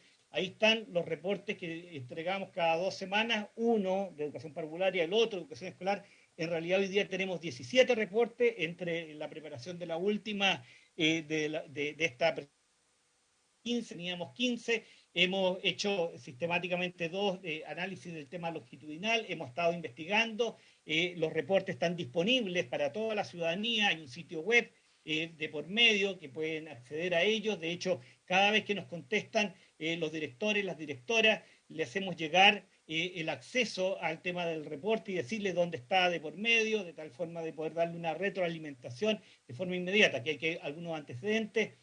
Lo que tenemos es obviamente una entrega de esta información, una devolución a la comunidad educativa, al tema de las autoridades ministeriales y territoriales, a la Dirección de Educación Pública, también al Ministerio de Salud. Hemos tenido presentaciones en el Congreso, la senadora Proboste nos invitó a 2 talleres que tuvo tiempo atrás, ¿verdad?, a discutir sobre el tema de educación en pandemia.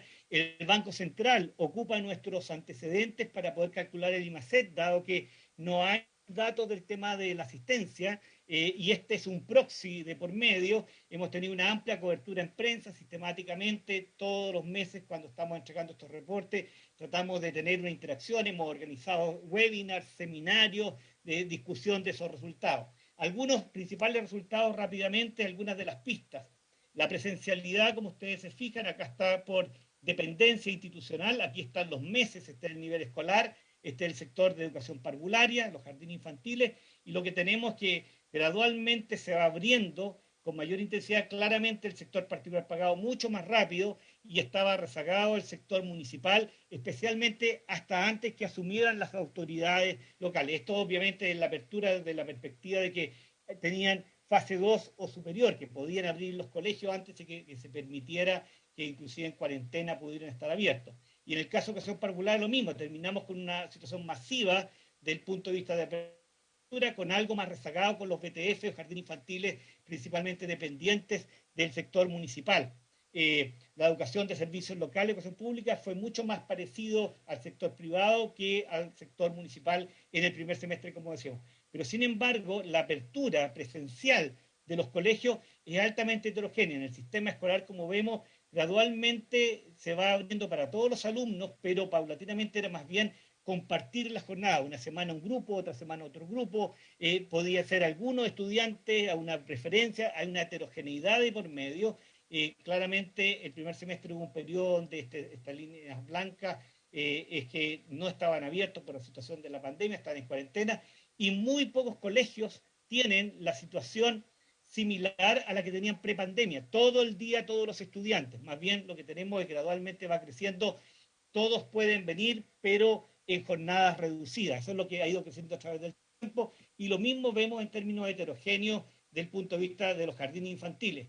Y cuando vemos la última medida que teníamos para este reporte, a fines del mes de octubre, claramente son muy parecidas estas aperturas por dependencia, los partidos subvencionados, los servicios locales, los municipios terminan en forma muy similar. Sin embargo, claramente Chile tiene una situación distinta para los particulares pagados. Mayoritariamente es como estaban, o todos los estudiantes en una jornada algo reducida. Y en el caso de educación parvularia, más bien los jardines de particulares pagados y los de Junji integra en forma similar y más rezagados, en términos más parciales, inclusive con porcentajes más cerrados, como vimos anteriormente, de los BTF.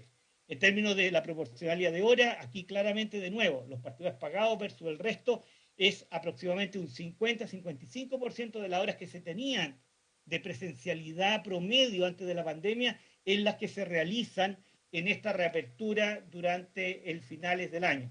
Lo mismo para el caso que veíamos ante los parvularios. Junji integra muy similar a los particulares pagados, mucho más rezagado el tema de los BTF. Cuando le preguntamos a las directoras y directores respecto a sus prioridades, comenzando el segundo semestre, las prioridades más importantes era aumentar la asistencia. Sigue siendo, terminamos el año con una asistencia parcial. Aproximadamente estamos hablando de menos del 50% de los niños asisten la semana pasada del total de la matrícula, pero también un tema, un anticipo, un desafío enorme para el año 2022, el cierre de brechas que genera inclusive esta educación a distancia y el vínculo con los estudiantes que estaban a distancia, que no podían tener ningún tipo de vinculación, ni online, ni de visitas, ni tampoco de presencialidad. Y aquí está el tema de la asistencia, vemos por abajo la línea azul, la más relevante, que es sobre el total de la matrícula, la de arriba es sobre el aforo, la cantidad de alumnos máximos que podemos recibir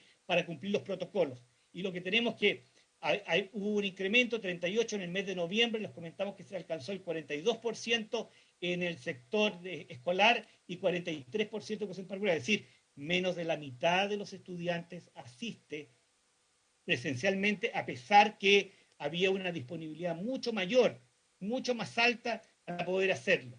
Y del punto de vista de heterogeneidad, nuevamente los particulares pagados una distancia considerable respecto a todo el resto del sistema escolar. Es decir, hay una brecha del punto de vista no institucional al final del año, pero sí del punto de vista particular pagado el resto del país. ¿Qué porcentaje de estudiantes no tuvimos ningún vínculo? No había ninguna posibilidad, fue descendiendo en términos de promedio desde el 6%, 5% hasta el 2,8% que terminamos el año. Sin embargo, esto en el sistema escolar representa 100.000 estudiantes que no se tuvo ningún vínculo de ningún tipo entre el establecimiento y esa familia. Y en el sector de educación parvularia, una situación extrema donde 1 de cada 4, el 25% no hubo ningún tipo de vínculo, lo cual da cuenta que los desafíos que tenemos al finalizar el año y al comenzar el año 2022 no van a estar centrados en el tema de la oferta, sino especialmente en el tema de la demanda. Y que inclusive cuando aumentamos el tema de la posibilidad de que el protocolo, y teniendo 80% de vacunados, pueden levantar el tema del aforo, que es un elemento que se hizo masivamente, especialmente en los estudiantes de mayor edad, porque obviamente pueden tener un programa completo de vacunación. Esto no fue acompañado por un incremento sistemático o similar en el tema de la asistencia, que es lo que estamos viendo aquí de por medio. Vacunación súper relevante, pero todavía una reacción del punto de vista de no enviar a los hijos por un porcentaje muy alto de las familias, tanto de lo escolar como de educación parvular. Continúa Eduardo, por favor. Sí. Muchas gracias, Juan Pablo. Don Eduardo, sí. Muy buenas tardes, señor presidente, senadores y senadoras.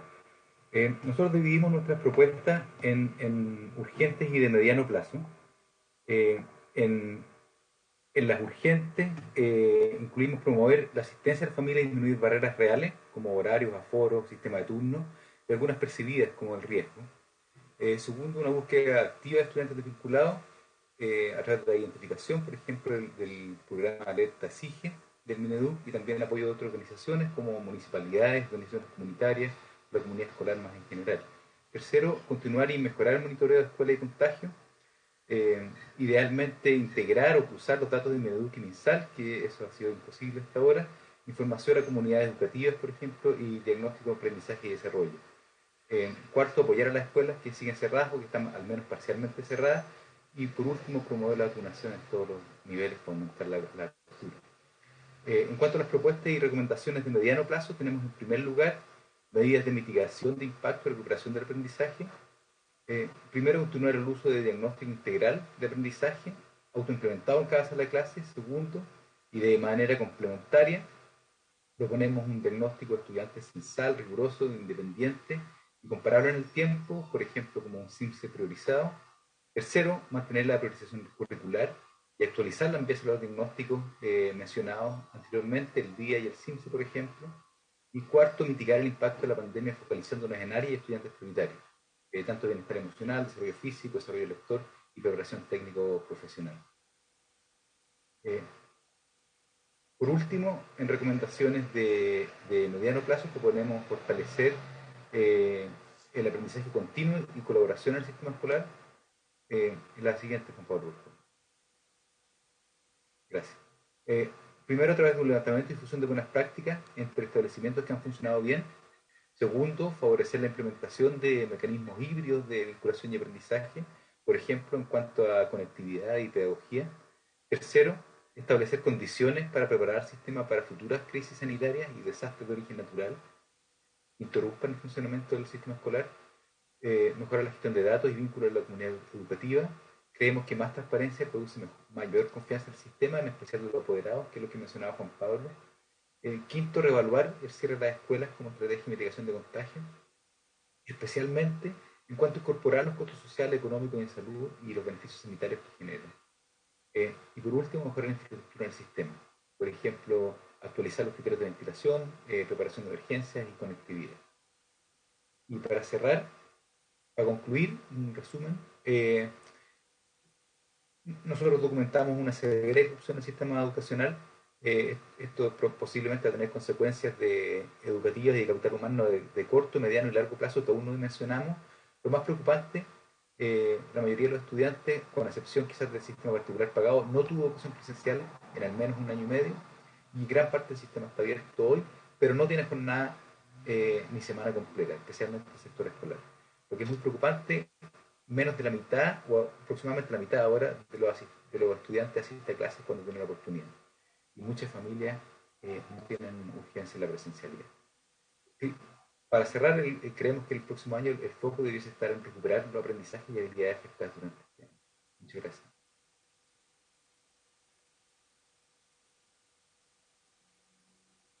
Muchísimas gracias, presidente. Ahora viene la otra presentación y dejamos las preguntas para el final o comentarios. Sí, muchas gracias a ambos expositores e investigadores por este tremendo trabajo. A continuación, entonces, escuchamos a Andrea Canales y Andrea Vera, de la Universidad Católica, Andrea Canales, y de la Universidad de Valparaíso, Andrea Vera, ¿cierto? Sí, correcto. Gracias, presidente. Gracias, senadores y senadoras. Nos vamos a tratar de ajustar bien al tiempo porque estamos bien sobre la hora. Somos un grupo de académicas, yo de sociología y el resto profesoras de matemáticas, que nos ha venido preocupando desde hace un tiempo esta parte, el tema de las mujeres en ciencia y tecnología. Ustedes se preguntarán por qué es relevante hablar de mujeres en ciencia y tecnología. Bueno, porque está bien documentado, al menos en la literatura internacional, que las mujeres están subrepresentadas en ciencia y tecnología, lo que tiene consecuencias bastante importantes, no solo en términos económicos, fundamentalmente porque las personas que trabajan en ciencia y tecnología tienen mayores retornos económicos que aquellas que no trabajan en ciencia y tecnología, sino que también tiene importantes consecuencias en el tipo de ciencia y tecnología que se desarrolla. El hecho de que haya pocas mujeres que participen de la ciencia y tecnología, principalmente en tecnología, se ha visto en otros contextos, principalmente en Estados Unidos, que tiene fuertes, implicancias en términos del tipo de soluciones o el tipo de problemas que se aborda en el desarrollo científico y tecnológico, ¿sí? Ahora, para Chile existe evidencia creciente, pero muy reciente, respecto a lo que está pasando con mujeres, la subrepresentación de mujeres en ciencia y tecnología, ¿sí? Ahora bien, nosotros hablamos de carreras STEM, fundamentalmente para hablar de carreras en ciencia y tecnología. La sigla STEM es una sigla en inglés que da cuenta principalmente de carreras en ciencias, tecnologías, ingenierías y matemáticas, ¿okay? Y el diagnóstico que vamos a presentar el día de hoy fundamentalmente se centra en dos problemáticas que nosotros hemos identificado en nuestro trabajo de investigación, que fundamentalmente se refiere con el ingreso y la titulación a carreras universitarias en estas 4 áreas, en las áreas STEM en Chile, y por otra parte con algunas barreras y dificultades que enfrentan mujeres que están desarrollando carreras académicas en estas áreas STEM, ¿sí? En estos momentos que fundamentalmente nuestro diagnóstico sobre mujeres en ciencia y tecnología se concentra principalmente en las carreras académicas y no hemos prestado atención en mayor medida a las carreras profesionales que se desarrollan fuera de la academia, ¿sí? Fundamentalmente por falta de datos para nuestro país, ¿sí? Ahora bien, acá les vamos a presentar algunas tendencias que nosotros hemos ido observando en el caso chileno, bien interesantes, fundamentalmente en el gráfico que se presenta en estos momentos, no sé si ustedes lo pueden ver, comparamos la evolución que ha habido en la matrícula de pregrado en carreras universitarias en ciencia y tecnología, las carreras STEM, y STEM en la parte baja, el segundo y tercer gráfico, y las carreras que no son STEM en Chile, ¿sí? Y como se puede observar, fundamentalmente no ha habido cambios en los últimos 12 años en el país. Es decir, mujeres y hombres, de alguna manera, en este caso presentamos los datos para mujeres, no ha habido cambios entre el año 2009 y el 2020 en términos del tipo de carreras a las que ingresan, ¿sí? Si observamos las carreras que son STEM con menor componente matemático, que son fundamentalmente las ciencias biológicas, las ciencias de la vida, observamos que tanto los porcentajes de titulación como de ingreso de alguna manera siguen curvas más o menos parecidas, y en el caso de las carreras de STEM matemáticas, que fundamentalmente son el componente más duro, donde hay una muy baja representación de mujeres en Chile, principalmente, ¿cuáles son las carreras con mayor componente matemático? Las ingenierías y las tecnologías. Vemos que en Chile solo 1 de cada 3 estudiantes en nuestro país, digamos, ingresa y se titula de este tipo de carreras. Lo interesante del gráfico, además, es que fundamentalmente no vemos a nivel agregado diferencias en porcentajes de ingreso y titulación, ¿sí? Para desagregar el gráfico anterior, acá trajimos datos de una investigación reciente que estamos desarrollando, fundamentalmente que analiza, sigue a una cohorte de estudiantes en el tiempo, y lo que acá observamos es bien interesante. Observamos que estudiantes que ingresan a carreras de ciencia y tecnología en estas áreas STEM, fundamentalmente no hay diferencias de género entre hombres y mujeres, ¿cierto?, en términos de deserción de estas carreras, que es el típico argumento que se esgrime en la literatura internacional, que muchas mujeres ingresan a estas carreras y desertan. Para el caso chileno, con datos de las Cortes 2008-2009, nosotros no observamos que ocurra, es que ese sea el caso para el caso chileno, ¿sí? Ahora bien, como les decía al comienzo de la presentación, no solo los datos que les queremos mostrar hoy día tienen relación con el ingreso y la titulación de carreras universitarias en áreas STEM, sino que también cómo se desarrollan las carreras académicas en estas áreas en nuestro país. Y acá fundamentalmente los datos que les presentamos acá, que muestran 30 años de adjudicación de proyectos Fondesit. Ustedes me imagino que están al tanto, los concursos Fondesit son el principal instrumento de financiamiento que existe para hacer investigación en Chile, científica y tecnológica, ¿sí? Y fundamentalmente lo que observamos acá, comparamos nuevamente las áreas que no están dentro de las ciencias y tecnologías con las áreas que están dentro de la ciencia y tecnología, aquellas ciencias de la vida, menos matemático, y más matemático, ingenierías y tecnologías. Y como pueden ustedes apreciar, si comparamos el primer gráfico con el último gráfico, la parte baja de la presentación, observamos que ciertamente la participación, la adjudicación de proyectos Fondesit en las áreas tecnológicas y en las áreas de las ingenierías es muy superior a la participación de las mujeres y la adjudicación de las mujeres en este tipo de concursos. Las diferencias de género en adjudicación de proyectos Fondesit son muy amplias en tecnologías e ingenierías versus lo que ocurre en otras áreas no STEM y en las STEM menos matemáticas, ¿ya? Ahora bien, los datos que se presentan a continuación, fundamentalmente tratamos de identificar o indagar en cuáles son las razones o las dificultades que enfrentan las mujeres para desarrollar sus carreras académicas.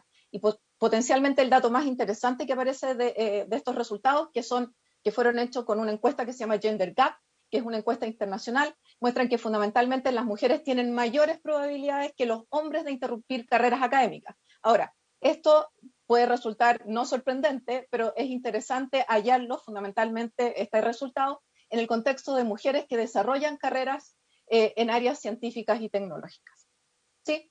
Ahora, dentro de qué pasa cuando las mujeres desarrollan interrupciones, observamos, y este dato al menos es el que a nosotros nos llamó más la atención, cuando las interrupciones se producen dentro de las carreras académicas, observamos que el 100% de los hombres, en el caso chileno, no se dedican a desarrollar labores de cuidado, ¿cierto?, a diferencia de lo que sucede con las mujeres. Y ahí ciertamente hay un nudo crítico que enfrentan las mujeres principalmente en el desarrollo de sus carreras académicas. El caso chileno, de alguna manera, 100% de que los hombres declaran no dedicarse al cuidado de sus hijos, fundamentalmente es mucho mayor ese porcentaje observado en relación a lo que sucede en el resto de Latinoamérica y el resto de los países OECD, que fundamentalmente fueron los que participaron de esta encuesta, ¿sí?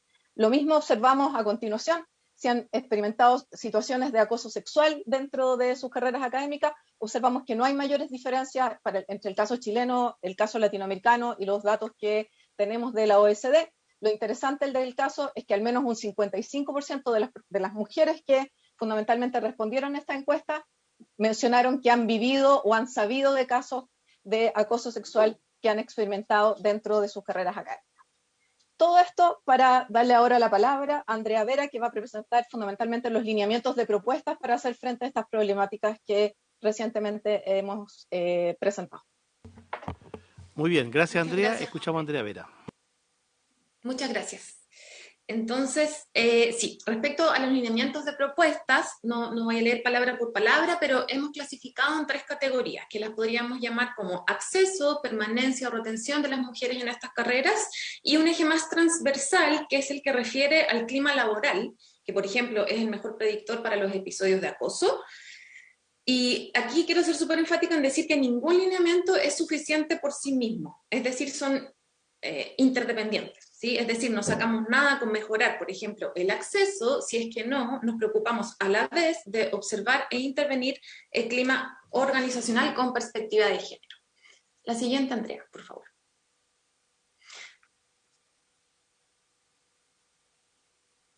La siguiente.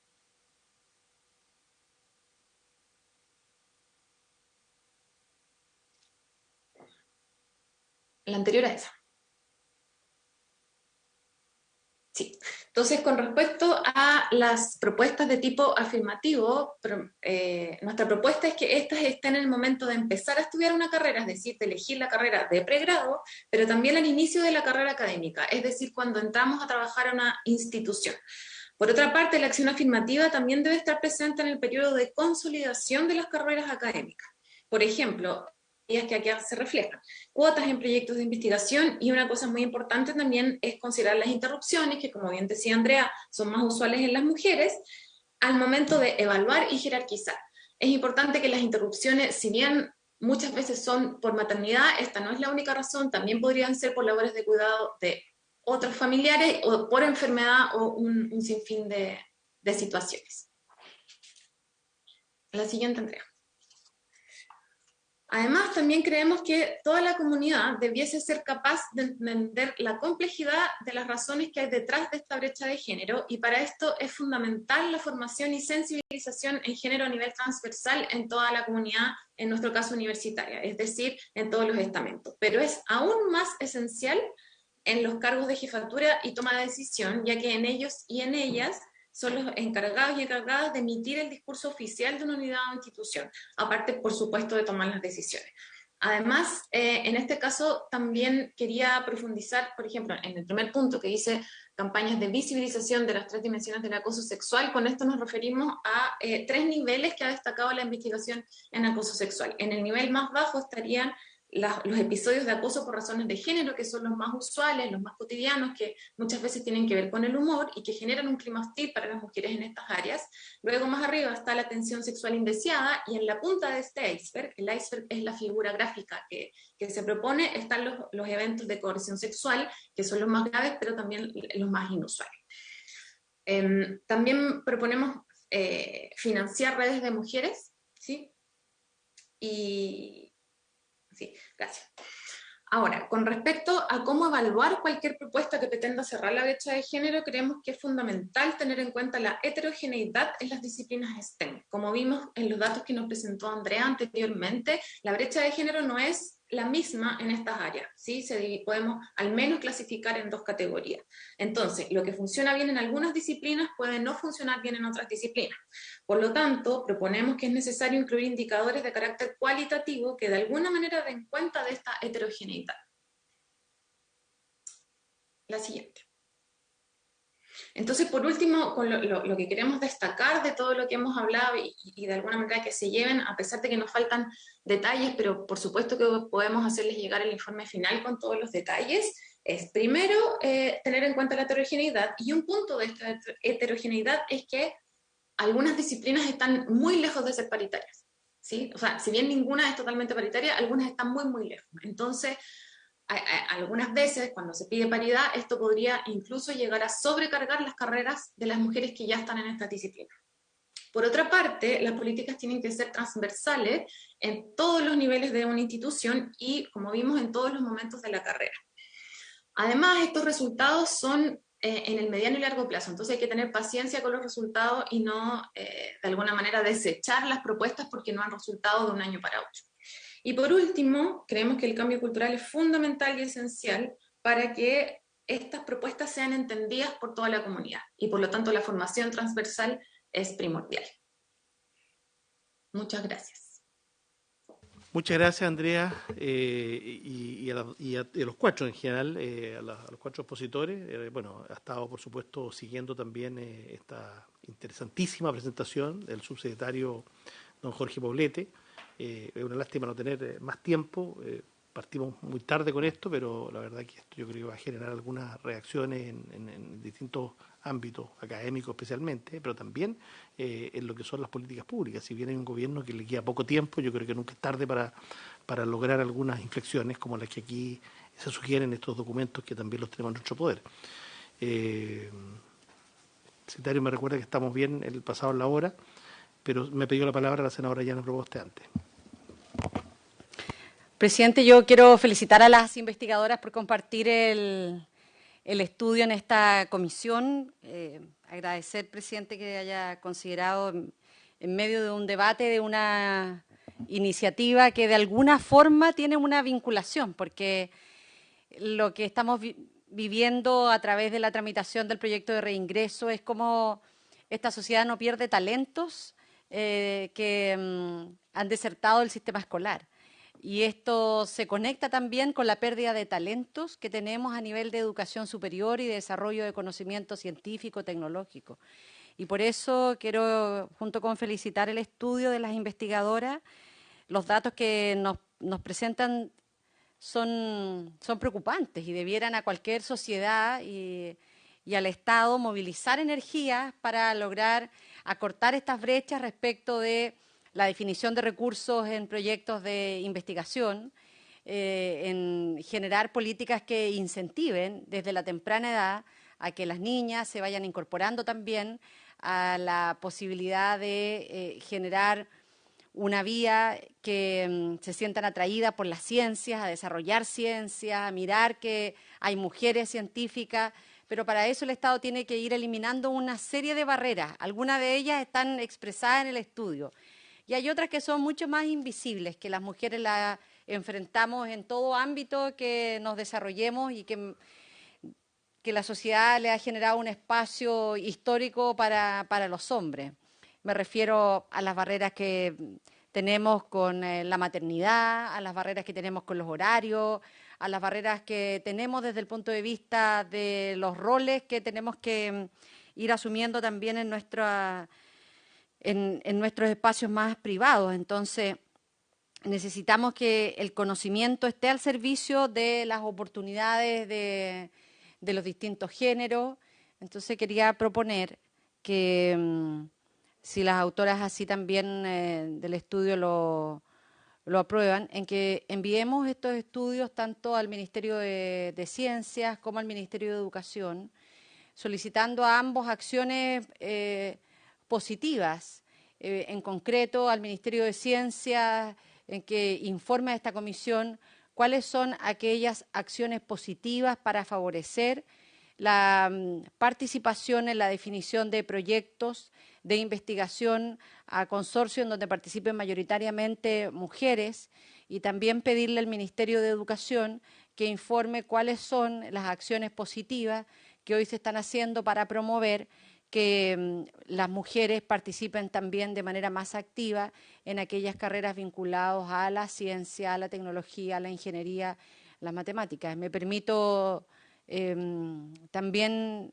hacer público un reconocimiento a la Universidad Técnica Federico Santa María, que ha venido implementando desde hace ya algún tiempo una modalidad de acceso sin prueba de transición universitaria, porque reconocen que hoy día hay mujeres talentosas que se están perdiendo y por lo tanto ellos ofrecen un sistema de acceso sin prueba para mujeres que han tenido a lo largo de su sistema escolar una inclinación hacia la ciencia, la ingeniería, las matemáticas, y que además durante su etapa escolar han desarrollado algunas otras actividades como vinculadas al área del compromiso y el desarrollo social. Creo que experiencias como esa también desde esta comisión debiéramos ir mostrando mucho más. Así que felicitaciones a Andrea Canales y Andrea Vera por compartir este estudio con la comisión. Felicitaciones.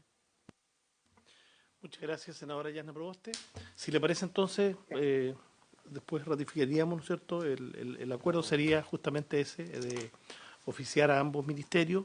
Yo agregaría que ambos ministerios pudieran reaccionar. Sería muy pertinente tener acá al ministro de Ciencia y al ministro de Educación o el subsecretario que nos acompaña para pronunciarse. ¿Qué es lo que se puede hacer? Yo creo que hay algunas recomendaciones que aquí se pueden recoger también para el gobierno que asume en el mes de marzo, especialmente cuando probablemente vamos a seguir teniendo una situación de pandemia. No sabemos de qué magnitud, pero esto me parece absolutamente pertinente, preocupante, pero sí muy pertinente. Y en el tema del segundo informe, de estas variables de género, me recuerda un poco una lectura de La mujer invisible de Carolina Criado Pérez, ¿no es cierto?, como esto también se ha estudiado en otras partes del mundo, en donde muestra que, por ejemplo, mujeres de postdoctorado en carreras de ciencia, y no solo en ciencia, en cualquier ámbito, la maternidad le significa no solo 1 año, 2 años, le significa a veces salir del sistema completamente. Yo creo que es algo que también en Chile debiéramos empezar a mirar, y creo que hay un insumo muy importante también en esta presentación. Agradecerles entonces a los 4 expositores, a las expositoras y expositores, y por supuesto hacer extensivo al resto de los investigadores que participaron en estos trabajos muy interesantes. Senadora Proboste, nuevamente. Sí, presidente, yo quiero también agradecer las intervenciones de Juan Pablo Valenzuela y Eduardo Undurraga en el proyecto de reingreso, y tengo algunas consultas, no sé si las puedo hacer o no. Ahí, ya estamos bien. ¿Sí? Tiene otra sesión.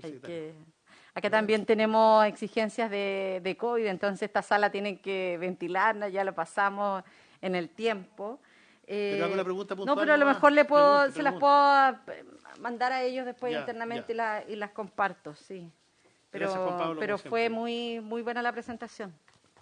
Muy bien, felicitaciones y agradecidos nuevamente a todos por haberse cumplido el objeto de la sesión. Gracias, senadores y senadoras, y quedamos muy atentos a las preguntas y consultas. Sí, muchas gracias por el espacio y ojalá sigamos en contacto. Gracias. Con mucho gusto. Por haberse cumplido el objeto de la sesión, se levanta.